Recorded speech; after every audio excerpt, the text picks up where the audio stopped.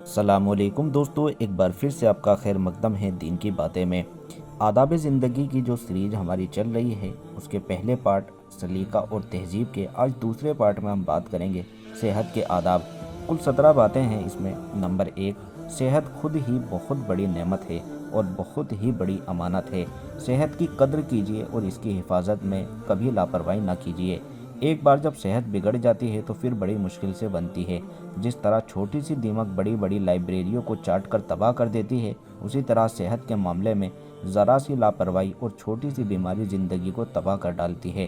صحت کے معاملے میں غفلت برتنا اور اس کی حفاظت میں کوتاہی کرنا بے حسی بھی ہے اور خدا کی ناشکری بھی۔ انسانی زندگی کے اصل خوبی عقل، اخلاق، ایمان اور سلیقہ ہے، اور عقل و اخلاق، ایمان اور سلیقے کی صحت کا دار و مدار بھی بڑی حد تک جسم کی صحت پر ہے۔ عقل و دماغ کو بڑھانے، اخلاقی بڑائی کے تقاضے اور دینی ذمہ داریوں کو ادا کرنے کے لیے جسم کی صحت بنیاد کی حیثیت رکھتی ہے۔ کمزور اور بیمار جسم میں عقل و دماغ بھی کمزور ہوتا ہے اور ان کی کارگزاری بھی نہایت ہی حوصلہ توڑنے والی ہوتی ہے۔ اور جب زندگی امنگوں، ولولوں اور حوصلوں سے دور ہو، ارادے کمزور ہو اور بھاونائیں ٹھنڈی ہو، تو ایسی بے رونق زندگی کمزور جسم کے لیے بوجھ بن جاتی ہے۔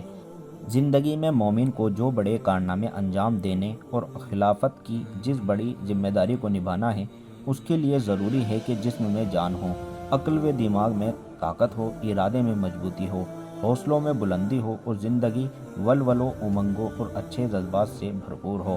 صحت مند اور زندہ دل لوگوں سے ہی زندہ قومیں بنتی ہیں، اور ایسی ہی قومیں زندگی کے میدان میں بڑی قربانیاں دے کر اپنی جگہ پیدا کرتی ہے اور زندگی کا مولیہ اور مہتو سمجھتی ہے۔ نمبر 2، ہمیشہ ہنستے مسکراتے اور چاق و چوبند رہیے۔ ہنس کر مسکرا کر اپنے اخلاق اور زندہ دلی سے زندگی کو سجائیے۔ دلچسپ اور صحت مند بنائے رکھیے۔ غم، غصہ، رنج، فکر، حسد، جلن، برا چاہنا، تنگ نظری، مردہ دلی اور دماغی الجھنوں سے دور رہیے۔ یہ اخلاقی بیماریاں اور ذہنی الجھنیں معدے پر بہت برا اثر ڈالتی ہے، اور معدے کی خرابی صحت کی بدترین دشمن ہے۔ نبی صلی اللہ علیہ وسلم کا ارشاد ہے، سیدھے سادے رہو، بیچ کا راستہ اپناؤ اور ہنستے مسکراتے رہو۔ ایک بار نبی صلی اللہ علیہ وسلم نے ایک بوڑھے آدمی کو دیکھا کہ وہ اپنے 2 بیٹوں کا سہارا لیے ہوئے ان کے بیچ میں گھسٹتا ہوا جا رہا ہے۔ آپ نے پوچھا، اس بوڑھے کو کیا ہو گیا ہے؟ لوگوں نے بتایا کہ اس نے بیت اللہ تک پیدل جانے کی نذر مانی تھی۔ نبی صلی اللہ علیہ وسلم نے ارشاد فرمایا، خدا اس سے بے نیاز ہے کہ یہ بوڑھا خود کو عذاب میں ڈالے، اور اس بوڑھے کو حکم دیا کہ سوار ہو کر اپنا سفر پورا کرو۔ حضرت عمر رضی اللہ تعالیٰ عنہ نے ایک بار ایک جوان آدمی کو دیکھا کہ وہ مریل چال چل رہا ہے۔ انہوں نے اس کو روکا اور پوچھا، تمہیں کیا بیماری ہے؟ اس نے کہا، کوئی بیماری نہیں۔ انہوں نے اپنا درہ اٹھایا اور اس کو دھمکاتے ہوئے کہا، راستے پر پوری طاقت کے ساتھ چلو۔ نبی صلی اللہ علیہ وسلم جب راستے پر چلتے تو نہایت جمے ہوئے قدم رکھتے اور اس طرح طاقت کے ساتھ چلتے کہ جیسے کسی ڈھلان میں اتر رہے ہو۔ حضرت عبداللہ بن حارث رضی اللہ تعالیٰ عنہ کہتے ہیں، میں نے نبی صلی اللہ علیہ وسلم سے زیادہ مسکرانے والا کوئی آدمی نہیں دیکھا، اور نبی صلی اللہ علیہ وسلم نے اپنی امت کو دعا سکھائی، اس کا بھی اہتمام کیجیے، جس کا ترجمہ ہے، اے خدا، میں اپنے کو تیری پناہ میں دیتا ہوں، پریشانی سے، غم سے، بے چارگی سے، سستی اور کاہلی سے، قرضے کے بوجھ سے، اور اس بات سے کہ لوگ مجھ کو دبا کر رکھیں۔ نمبر 3، اپنے جسم پر برداشت سے زیادہ بوجھ نہ ڈالیں۔ جسم کی طاقتوں کو برباد نہ کیجیے۔ جسم کی طاقتوں کا یہ حق ہے کہ اس کی حفاظت کی جائے اور اس میں برداشت کے مطابق کام کیا جائے۔ حضرت عائشہ رضی اللہ تعالیٰ عنہ فرماتی ہیں کہ نبی صلی اللہ علیہ وسلم کا ارشاد ہے، اتنا ہی عمل کرو جتنا کر سکنے کی تمہارے اندر طاقت ہو، اس لیے کہ خدا نہیں اکتاتا یہاں تک کہ تم خود ہی اکتا جاؤ گے۔ حضرت ابو قیس رضی اللہ تعالیٰ عنہ فرماتے ہیں کہ وہ نبی صلی اللہ علیہ وسلم کی خدمت میں ایسے وقت حاضر ہوئے جب نبی صلی اللہ علیہ وسلم خطبہ دے رہے تھے۔ حضرت ابو قیس رضی اللہ تعالیٰ عنہ دھوپ میں کھڑے ہو گئے۔ نبی صلی اللہ علیہ وسلم نے حکم دیا تو وہ سائے کی طرف ہٹ گئے۔ نبی صلی اللہ علیہ وسلم نے اس سے بھی منع فرمایا کہ آدمی کے جسم کا کچھ حصہ دھوپ میں رہے اور کچھ سائے میں۔ قبیلہ باہلہ کی ایک عورت مجیب رضی اللہ تعالیٰ عنہا فرماتی ہیں کہ ایک بار میرے ابا نبی صلی اللہ علیہ وسلم کے یہاں دین کا علم حاصل کرنے کے لیے گئے۔ اور دین کی کچھ اہم باتیں معلوم کر کے گھر واپس آ گئے۔ پھر 1 سال کے بعد دوبارہ آپ کی خدمت میں حاضر ہوئے تو نبی صلی اللہ علیہ وسلم نے انہیں بالکل نہ پہچان سکے، تو انہوں نے پوچھا، اے اللہ کے رسول، کیا آپ نے مجھے پہچانا نہیں؟ نبی صلی اللہ علیہ وسلم نے فرمایا، نہیں، میں نے تو تمہیں نہیں پہچانا، اپنا پریچے کراؤ۔ انہوں نے کہا، میں قبیلہ باہلہ کا ایک آدمی ہوں، پچھلے سال بھی آپ کی خدمت میں حاضر ہوا تھا۔ تو نبی صلی اللہ علیہ وسلم نے کہا، یہ تمہاری حالت کیا ہو رہی ہے؟ پچھلے سال جب آئے تھے تب تو تمہاری شکل و صورت اور حالات بڑے اچھے تھے۔ انہوں نے بتایا کہ جب میں آپ کے پاس سے گیا ہوں اس وقت سے اب تک برابر روزے رکھ رہا ہوں، صرف رات میں کھانا کھاتا ہوں۔ نبی صلی اللہ علیہ وسلم نے فرمایا، تم نے خواہ مخواہ اپنے آپ کو تکلیف میں ڈالا اور اپنی صحت برباد کر ڈالی۔ پھر آپ نے ہدایت فرمائی کہ رمضان میں مہینے بھر کے روزے رکھو، اس کے علاوہ ہر مہینے ایک روزہ رکھا کرو۔ انہوں نے بولا، حضور، ایک دن سے زیادہ کی اجازت دیجیے۔ رسول اللہ صلی اللہ علیہ وسلم نے ارشاد فرمایا، اچھا، ہر مہینے میں 2 دن کے روزے رکھ لیا کرو۔ انہوں نے کہا، حضور، کچھ اور زیادہ کی اجازت دیجیے۔ نبی صلی اللہ علیہ وسلم نے فرمایا، اچھا، ہر مہینے میں 3 دن۔ انہوں نے کہا، حضور، کچھ اور بڑھا دیجیے۔ نبی صلی اللہ علیہ وسلم نے فرمایا، اچھا، ہر سال محرم کے مہینے میں روزے رکھو اور چھوڑ دو، ایسے ہی ہر سال کرو۔ یہ ارشاد فرماتے ہوئے نبی صلی اللہ علیہ وسلم نے اپنی 3 انگلیوں سے اشارہ فرمایا، ان کو ملایا، پھر چھوڑ دیا۔ اس طرح یہ بتانا چاہتے تھے کہ رجب، شوال، ذوالقعدہ اور ذی الحج میں روزے رکھا کرو اور کسی سال ناگا بھی کر دیا کرو۔ نبی صلی اللہ علیہ وسلم کا ارشاد ہے کہ مومن کے لیے مناسب نہیں کہ وہ اپنے کو ذلیل یعنی رسوا کرے۔ لوگوں نے پوچھا، مومن بھلا کیسے اپنے آپ کو ذلیل کرتا ہے؟ ارشاد فرمایا، اپنے آپ کو برداشت نہ ہونے کے قابل آزمائش میں ڈال دیتا ہے۔ نمبر 4، ہمیشہ سختی سہنے، محنت مشقت کرنے اور بہادری دکھلانے والی زندگی گزاریے۔ اس طرح کی سختیاں جھیلنے اور مشکل سے مشکل وقت کا مقابلہ کرنے کی عادت ڈالیے اور سخت جان بن کر سادہ اور مجاہدانہ زندگی گزارنے کا اہتمام کیجیے۔ آرام طلب، سہل پسند، نزاکت پسند، کاہل، پست ہمت اور دنیا پرست نہ بنیے۔ نبی صلی اللہ علیہ وسلم جب حضرت معاذ بن جبل رضی اللہ تعالیٰ عنہ کو یمن کا گورنر بنا کر بھیجنے لگے تو ہدایت فرمائی، معاذ، اپنے آپ کو آرام طلبی سے بچانا، اس لیے کہ خدا کے بندے آرام طلب نہیں ہوتے۔ اور حضرت ابو امامہ رضی اللہ تعالیٰ عنہ کہتے ہیں کہ نبی صلی اللہ علیہ وسلم نے ارشاد فرمایا، سادہ زندگی گزارنا ایمان کی نشانی ہے۔ نبی صلی اللہ علیہ وسلم سادہ اور مجاہدانہ زندگی گزارتے تھے اور ہمیشہ اپنی مجاہدانہ طاقت کو بچائے رکھنے اور بڑھانے کی کوشش کرتے تھے۔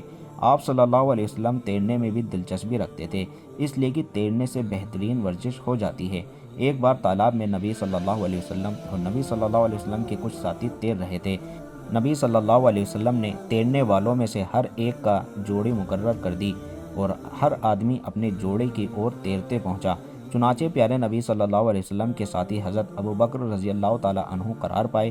نبی صلی اللہ علیہ وسلم تیرتے ہوئے ان تک پہنچے اور جا کر ان کی گردن پکڑ لی۔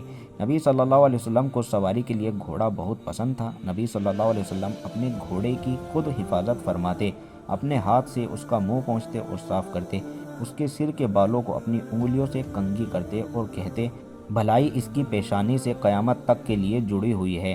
حضرت عقبہ رضی اللہ تعالیٰ عنہ فرماتے ہیں کہ نبی صلی اللہ علیہ وسلم نے فرمایا، تیر چلانا سیکھو، گھوڑے پر سوار ہوا کرو۔ تیر اندازی کرنے والے مجھے گھوڑوں پر سوار ہونے والوں سے بھی زیادہ پسند ہے، اور جس نے تیر اندازی سیکھ کر چھوڑ دی اس نے خدا کی نعمت کی ناقدری کی۔ حضرت عبداللہ بن عمر رضی اللہ تعالیٰ عنہ فرماتے ہیں کہ نبی صلی اللہ علیہ وسلم نے ارشاد فرمایا، جس نے خطرے کے موقع پر مجاہدوں کی دیکھ بھال کی، اس کی یہ رات شب قدر سے زیادہ افضل ہے۔ نبی صلی اللہ علیہ وسلم نے صحابہ کرام کو خطاب کرتے ہوئے فرمایا، میری امت پر وہ وقت آنے والا ہے جب دوسری قومیں اس پر اس طرح ٹوٹ پڑیں گی جس طرح کھانے والا دسترخوان پر ٹوٹ پڑتے ہیں۔ تو کسی نے پوچھا، اے اللہ کے رسول، کیا اس زمانے میں ہماری تعداد ان سے کم ہوگی کہ ہمیں نگل لینے کے لیے قومیں ایک جٹ ہو کر ہم پر ٹوٹ پڑے گی؟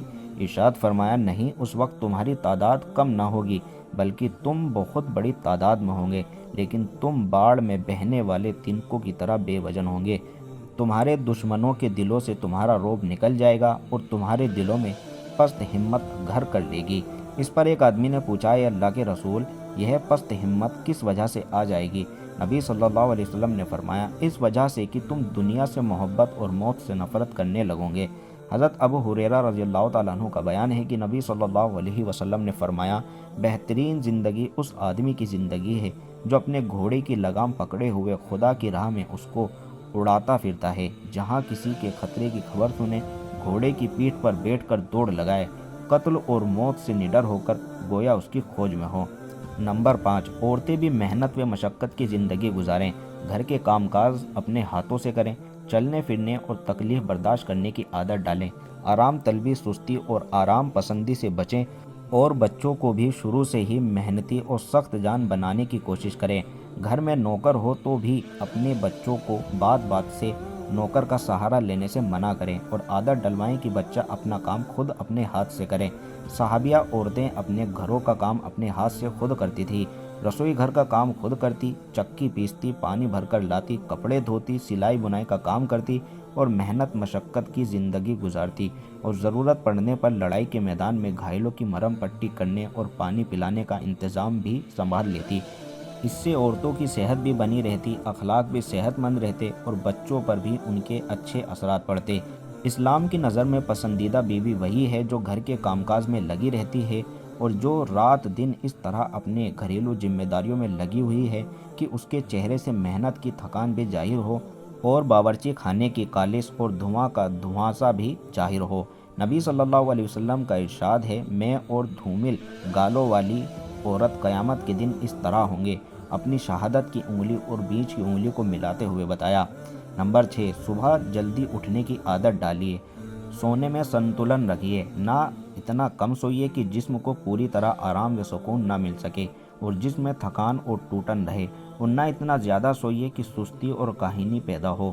رات کو جلدی سونے، صبح کو جلدی اٹھنے کی عادت ڈالیے، صبح اٹھ کر خدا کی بندگی بجا لائیے اور باغوں یا میدانوں میں ٹہلنے اور تفریح کرنے کے لیے نکل جائیے۔ صبح کی تازہ ہوا صحت کا بہت اچھا اثر ڈالتی ہے۔ ہر دن اپنے جسم کی طاقت کے لحاظ سے مناسب اور ہلکی پھلکی ورزش کا بھی اہتمام کیجیے۔ نبی صلی اللہ علیہ وسلم باغ کی تفریح کو پسند فرماتے تھے اور کبھی کبھی خود بھی باغ میں تشریف لے جاتے تھے۔ نبی صلی اللہ علیہ وسلم نے عشاء کے بعد جاگنے اور باتیں کرنے کو منع فرمایا اور ارشاد فرمایا، عشاء کے بعد وہی آدمی جاگ سکتا ہے جس کا کوئی دینی بات کرنی ہو یا پھر گھر والوں سے ضرورت کی بات چیت کرنی ہو۔ آتم سنیم کی عادت ڈالیے، اپنے جذباتوں، خیالوں، خواہشوں اور شہوتوں پر قابو رکھیے، اپنے دل کو بہکنے، خیالوں کو بکھیرنے اور نگاہ کو آوارہ ہونے سے بچائیے۔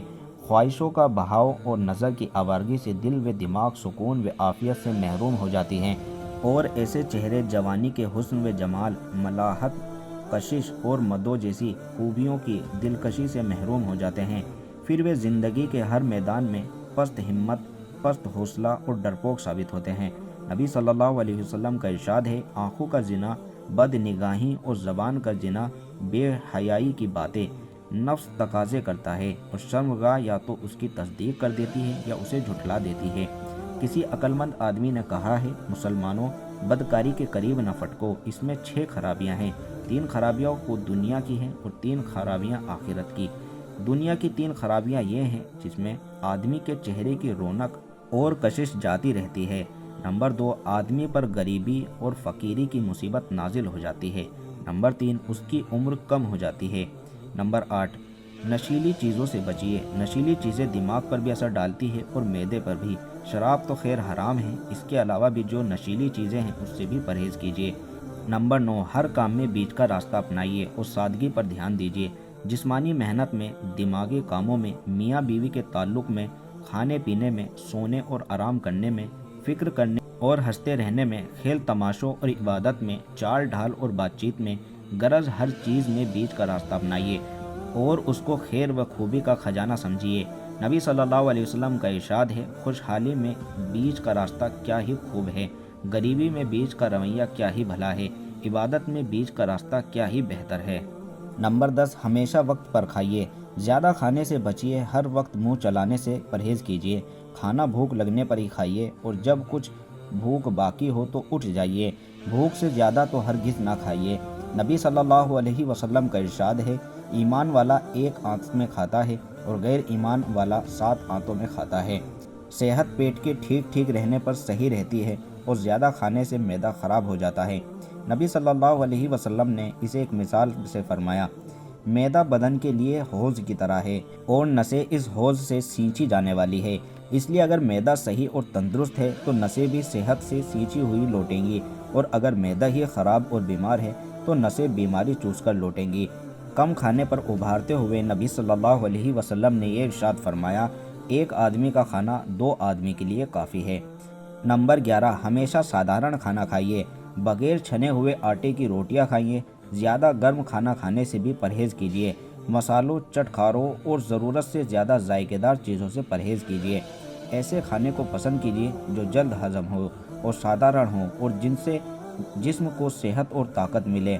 صرف لذت حاصل کرنے اور زبان کا ذائقہ حاصل کرنے کے پیچھے نہ پڑیے۔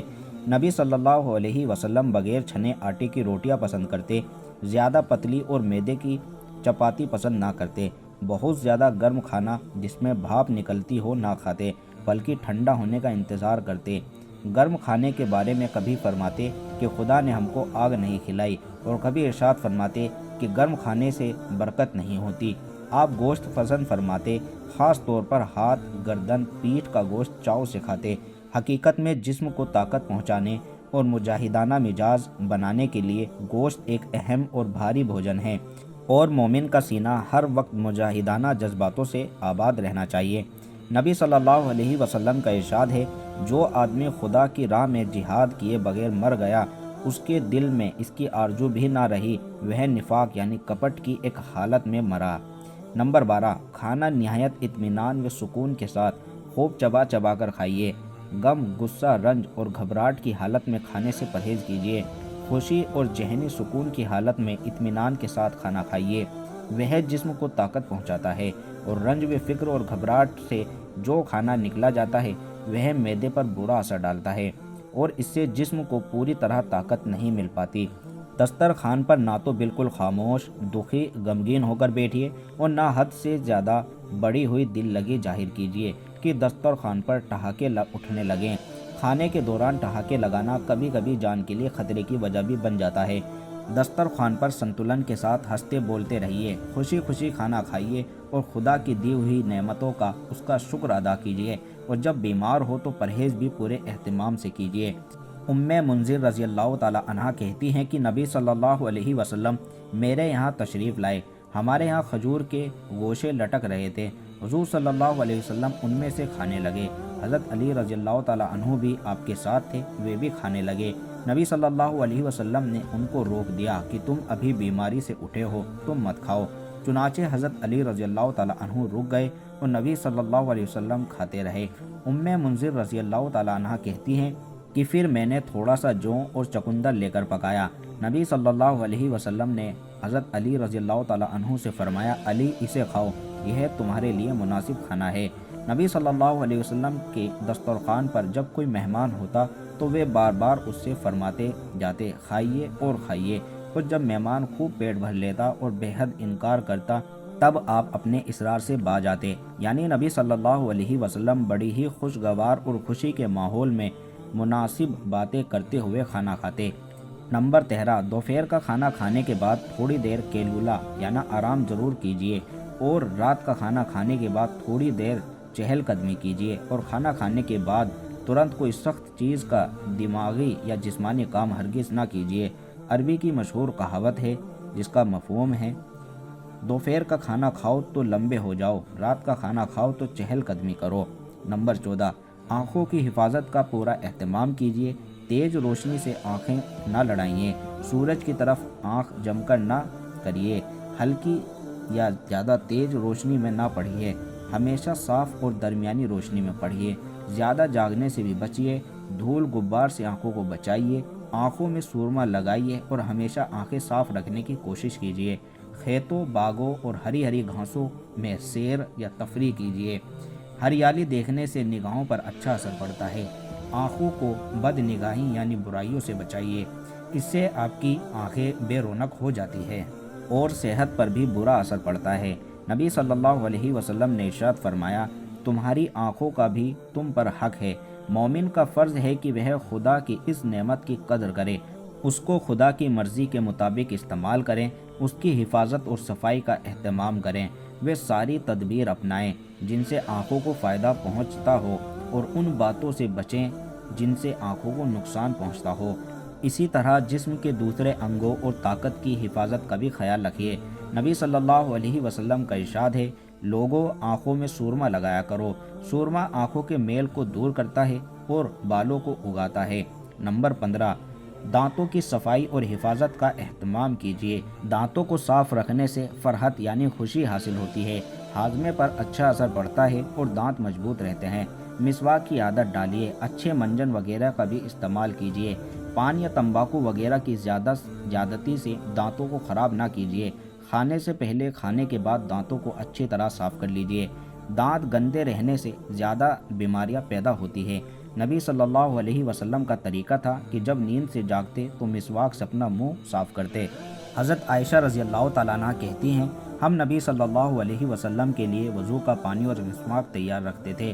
جس وقت بھی خدا کا حکم ہوتا آپ صلی اللہ علیہ وسلم اٹھ بیٹھتے تھے اور مسواک کرتے تھے، پھر وضو کر کے نماز ادا کرتے تھے۔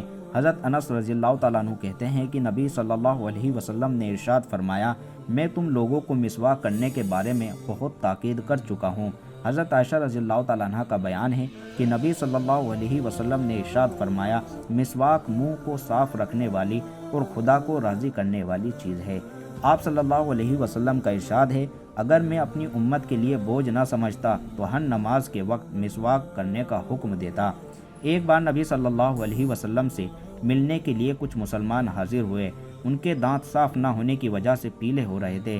نبی صلی اللہ علیہ وسلم کی نظر پڑی تو فرمایا، تمہارے دانت پیلے کیوں نظر آ رہے ہیں؟ مسواک کیا کرو۔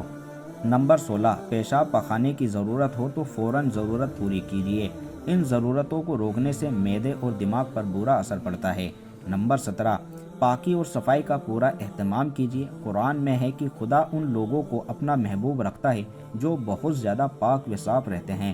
نبی صلی اللہ علیہ وسلم کا ارشاد ہے، صفائی اور پاکیزگی آدھا ایمان ہے۔ صفائی اور پاکیزگی کی اسی اہمیت کو دیکھتے ہوئے نبی صلی اللہ علیہ وسلم نے پاکی کے احکام کھل کر بتائے ہیں اور ہر معاملے میں پاکی اور صفائی کی تاکید کی ہے۔ کھانے پینے کی چیزوں کو ڈھک کر رکھیے، انہیں گندا ہونے سے بچائیے اور مکھیوں سے حفاظت کیجیے۔ برتنوں کو صاف ستھرا رکھیے، کپڑوں اور لیٹنے بیٹھنے کے بستروں کو پاک صاف رکھیے، اٹھنے بیٹھنے کی جگہ کو صاف ستھرا رکھیے۔ جسم کی صفائی کے لیے وضو اور غسل یعنی نہانے کا اہتمام کیجیے۔ جسم، کپڑے اور ضرورت کی ساری چیزوں کی صفائی اور پاکیزگی سے روح کو بھی خوشی حاصل ہوتی ہے اور جسم کو بھی تازگی ملتی ہے۔ اس طرح کل ملا کر انسانی صحت پر اس کا بہت ہی زیادہ خوشگوار اثر پڑتا ہے۔ حضرت عدی بن حاتم رضی اللہ تعالیٰ عنہ فرماتے ہیں، جب میں نے اسلام قبول کیا تو ہر نماز کے لیے باوضو رہتا ہوں۔ ایک بار نبی صلی اللہ علیہ وسلم نے حضرت بلال رضی اللہ تعالیٰ عنہ سے پوچھا، کل تم مجھ سے پہلے جنت میں کیسے داخل ہو گئے؟ بولے، اے اللہ کے رسول صلی اللہ علیہ وسلم، میں جب بھی اذان کہتا ہوں تو 2 رکعت نماز ضرور پڑھ لیتا ہوں اور جس وقت بھی وضو ٹوٹ جاتی ہے فوراً نیا وضو کر کے ہمیشہ باوضو رہنے کی کوشش کرتا ہوں۔ حضرت ابو ہریرہ رضی اللہ تعالیٰ عنہ فرماتے ہیں کہ نبی صلی اللہ علیہ وسلم نے ارشاد فرمایا، ہر مسلمان کا خدا پر یہ حق ہے کہ ہر ہفتے میں ایک دن ضرور نہایا یا اسنان کیا کرے اور اپنے سر اور بدن کو دھویا کرے۔